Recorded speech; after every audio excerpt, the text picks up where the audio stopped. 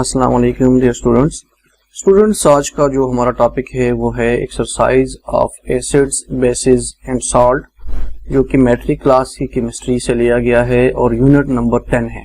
ठीक है, मैं ऊपर लिख लेता हूँ, एसिड बेसिस एंड सॉल्ट से ये टॉपिक लिया गया है और उसका आज हम एक्सरसाइज डिस्कस करेंगे। ठीक है, एसिड्स बेसिस एंड सॉल्ट्स।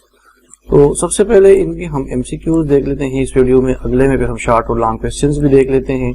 तो अगर वीडियो ज्यादा लंबी ना हो जाए तो मैं फिर शॉर्ट क्वेश्चन और लॉन्ग क्वेश्चन इसी एक ही वीडियो के अंदर कवर कर लूंगा। तो आइए स्टार्ट करते हैं। क्वेश्चन है आपका, चूज द करेक्ट ऑप्शन। ठीक हो गया। नंबर 1 में, according to Arrhenius concept which of the following is not an acid. तो आर्हेनियस कंसेप्ट में ये था, आपको याद होगा कि जो स्पेशी हाइड्रोजन आयन प्रोवाइड करेगा वाटर के अंदर, HCl हाइड्रोजन प्रोवाइड कर सकता है, H2SO4 भी कर सकता है, HNO3 भी कर सकता है, लेकिन कार्बन डाइऑक्साइड के अंदर कोई हाइड्रोजन नहीं है। तो अकॉर्डिंग टू आर्हेनियस कंसेप्ट ये जो है ये ऑप्शन गलत है। ठीक है, ये एसिड नहीं है।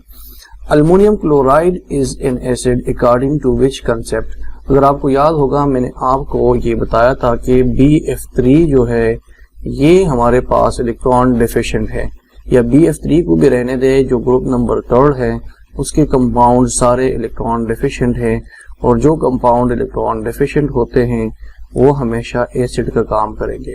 ठीक है भैया। लेविस कंसेप्ट के मुताबिक उनको इलेक्ट्रॉन की जरूरत है तो ये इलेक्ट्रॉन एक्सेप्ट करेंगे। तो जब भी इलेक्ट्रॉन डेफिशिएंट कंपाउंड की बारी आएगी, नाम आएगा, तो उसको हम कहेंगे कि ये एसिड है according to which concept, according to Lewis concept. तो सी ऑप्शन जो आपका है ये करेक्ट हो गया। दो चीजें याद रख ले कि जिसमें इलेक्ट्रॉन डिफिशियंसी है वो एसिड का काम करेगा, जिसमें इलेक्ट्रॉन ज्यादा है, जिसमें हमारे पास लोन पेयर ऑफ इलेक्ट्रॉन मौजूद है या जिसके ऊपर नेगेटिव चार्ज है, तो वो हमेशा लेविस बेस का काम करेंगे। ठीक हो गया। So which of the following is a Lewis base. अब यहाँ भी वो बारी आ गई, HCl जो है ये तो लेविस कंसेप्ट में अपने पढ़ाई नहीं है, उसमें ये नहीं आ सकता। अल्युमिनियम क्लोराइड जो है ये इलेक्ट्रॉन डेफिशिएंट है, BF3 भी इलेक्ट्रॉन डेफिशिएंट है, तो ये दोनों क्या होंगे, ये एसिड्स होंगे अकॉर्डिंग टू लेविस कंसेप्ट। और जो फ्लोरीन है इसके पास अभी नेगेटिव चार्ज मौजूद है, इट मींस कि इसके पास एक्स्ट्रा इलेक्ट्रॉन है, तो ये हमारे पास एग्जैक्ट आंसर हो गया कि लेविस के मुताबिक ये बेस का काम करेगा, ये डोनेट करेंगे इलेक्ट्रॉन्स, इसलिए ये बेस का काम करेगा। Neutral solution has a pH value of 7। ये तो कॉमन बात है कि जो भी सोल्यूशन न्यूट्रल हो तो ये pH वैल्यू उसकी 7 होनी चाहिए। Next question is, what is the pOH of 0.01 molar solution of nitric acid. Nitric acid को अगर हम देख ले तो सबसे पहले उसका हमने pH फाइंड आउट करना है। pH फाइंड आउट करने के लिए अगर इनको हम राउंड अप कर लें तो that is equal to 10 raised to the power -3। Value लगा दे pH के फार्मूला में, तो pH is equal to minus log of hydrogen ion concentration. Hydrogen ion concentration आपकी बराबर है 10 raised to the power -3। 10 raised to the power -3 जब लगाएंगे तो वो आगे आ जाएगा, -3 इसका आगे आ जाएगा log से, और जो log 10 है वो 1 के बराबर हो जाएगा। ठीक है, तो -3 भी कन्वर्ट हो जाएगा +3 में। अब फार्मूला यूज कर ले, pH plus pOH is equal to 14। इसमें से pOH इधर छोड़ ले, pH को इस तरफ ले आए, सो pOH हो जाएगा आपका 14 माइनस pH। अब pH हमारे पास 3 आ गया, 14 माइनस 3 इज इक्वल टू 11। तो आपका जो सी ऑप्शन है that is the correct option. When a strong base and weak acid reacts, the only product is basic salt बनेगा और साथ साथ वाटर बनेगा। ठीक है, ये इसका ऑप्शन करेक्ट है। NH3 is a base according to which concept? According to Lewis concept और according to Lowry-Bronsted concept, ये दोनों ठीक है। लेविस कंसेप्ट के मुताबिक NH3 के पास हमारे पास नाइट्रोजन के पास लोन पेयर मौजूद है, ये डोनेट करेगा, जब ये डोनेट करेगा तो ये लेविस बेस का काम करेगा। सिमिलरली Lowry-Bronsted कंसेप्ट के मुताबिक जो है ये प्रोटॉन एक्सेप्ट करेगा, तो जब प्रोटॉन एक्सेप्ट करेगा तो वो भी बेस का काम करेगा। So both B and C, जो आपका डी ऑप्शन है that is the correct option for this question. Which of the following is a basic salt. इनमें बेसिक सॉल्ट वो होगा जिसमें हाइड्रोक्सिल ग्रुप मौजूद हो, और वो मौजूद है हमारे पास इस वाले में, C option. The bases which are soluble in water are called alkalis. ठीक है, मैंने स्टार्ट में फर्स्ट टॉपिक में हमने बताया था कि बेस हमारे पास जो वाटर में डिजॉल्व हो जाए, एक्वस फॉर्म में चले जाए, उसको हम अल्कली कहते हैं।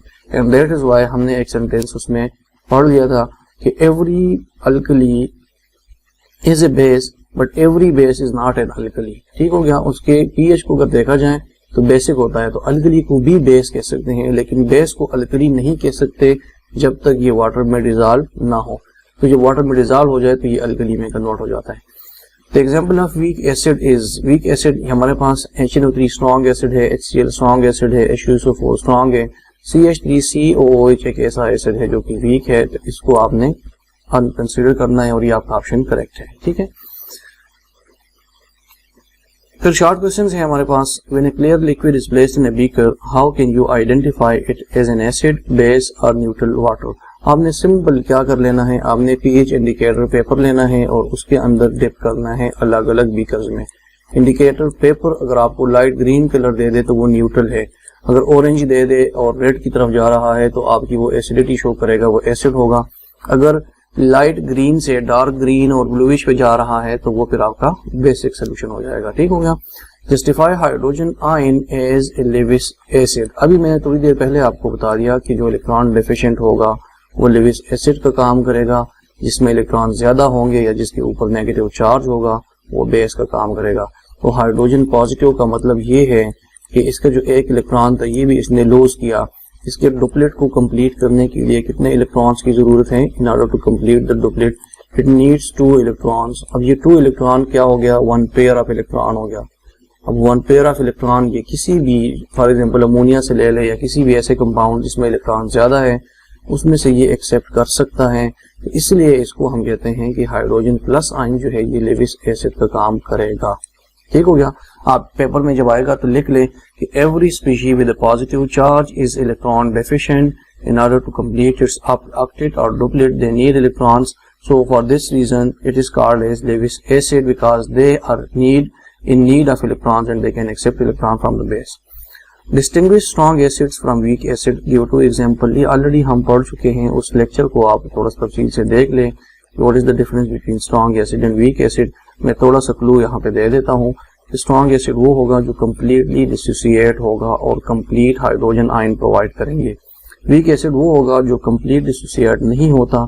जैसे ये डिसोसिएट होगा तो ये दोबारा प्रोडक्ट इसके वापस मिलते हैं और रिएक्टेंट बनाते हैं और रिएक्शन इक्विलिब्रियम पे चला जाता है। तो कंप्लीट डिसोसिएशन उस एसिड की नहीं होती, पार्शियल डिसोसिएशन होती है, उसको हम कहेंगे वीक एसिड। स्ट्रॉन्ग एसिड में HCl, HNO3, H2SO4 का एग्जांपल ले सकते हैं। वीक एसिड में आप CH3COOH जो एसिटिक एसिड है उसका एग्जांपल ले सकते हैं। Compare the physical properties of acid and bases. Acid और बेस की फिजिकल प्रॉपर्टी कंपेयर कर ले। एसिड ब्लू लिटमस को रेड में कन्वर्ट करता है, बेस जो है वो रेड को ब्लू में कन्वर्ट करता है। एसिड सावर एंड टेस्ट है, बेस जो है ये बिटर एंड टेस्ट है। एसिड जो है वो कोरोसिव टू स्किन है, बेसिस डी कोरोसिव है if they are strong in nature, अगर वीक है तो फिर कोरोसिव नहीं होंगे। एसिड जो है ये हमारे पास गुड कंडक्टर ऑफ इलेक्ट्रिसिटी है, बेसिस जो है they are also good conductor of electricity if strong bases are present. तो these are the physical properties of acids and bases. A carbonated drink has H hydrogen ions, उसमें क्या है 3.2 into 10 raised to the power minus 3 molar. Classify the drink as neutral, acidic or basic with reasons. अब इसके लिए ये अगले lecture में मैं कर लूंगा, क्योंकि इसके लिए थोड़ा सा इस क्वेश्चन को हम नोट कर लेते हैं, न्यूमेरिकल क्वेश्चन के साथ मिला लेंगे, ये हम उसी में सॉल्व करेंगे। थोड़ा सा मैं आपको क्लियर करके दूंगा कि इस किस तरह से काम करेगा, क्योंकि इसमें थोड़ी सी जगह चाहिए लिखने के लिए, यहाँ पे लिखने की जगह इतनी नहीं है, तो वहां पे हम देख लेंगे। Write the chemical name of an acid present in the following. हमारे मैलिक एप्पल में हमारे पास मैलिक एसिड है, ग्रेप्स में हमारे पास टार्टारिक एसिड है, लेमन जूस में सिट्रिक एसिड है और सावर मिल्क जो है इसमें लैक्टिक एसिड है। ठीक है, और ये अमूमन शॉर्ट क्वेश्चन में पूछते हैं, आपको नाम दिए गए होंगे और आपने उसके आइडेंटिफाई करने हैं कि इसमें कौन सा एसिड है। क्वेश्चन नंबर 7 है, what determines the strength of a base? Give an example of each solution that are strongly and weakly basic. तो ये क्वेश्चन जो है कि 2 तरह से हम स्ट्रेंथ ऑफ बेस को डिटरमाइन कर सकते हैं। नंबर 1, इंडिकेटर पेपर को यूज करके आप किसी बेस के अंदर जब डिप करेंगे उसके कलर को मैच करेंगे उस ग्राफ के साथ जो उस पीएच इंडिकेटर पेपर के ऊपर दिया होता है, उससे आपको अंदाजा हो जाता है कि हमारे पास ये स्ट्रॉन्ग बेस है या वीक बेस है। दूसरा, उसका पीओएच फाइंड आउट करने से, अगर उसका पीओएच जो है वो ज्यादा या कम है तो उससे भी आपको स्ट्रॉन्ग एसिड और वीक स्ट्रॉन्ग बेस का और वीक बेस का अंदाजा हो जाता है। ठीक है, इसके बाद हमारे पास 3 चीजें हैं। 8, 9, 10 क्वेश्चन जो है ये न्यूमेरिकल क्वेश्चन है। इसको हम अलग से एक वीडियो में कवर करेंगे। क्वेश्चन नंबर 5 जो ऊपर हमने किया, और ये क्वेश्चन नंबर 8, 9, 10 ये न्यूमेरिकल क्वेश्चंस है, इनके लिए थोड़ी सी स्पेस रिक्वायर्ड है, ये अलग से वीडियो में हम कवर कर लेंगे और उसके साथ साथ लॉन्ग क्वेश्चंस भी कर लेंगे। तब तक के लिए इजाज़त दीजिए। अल्लाह हाफिज़।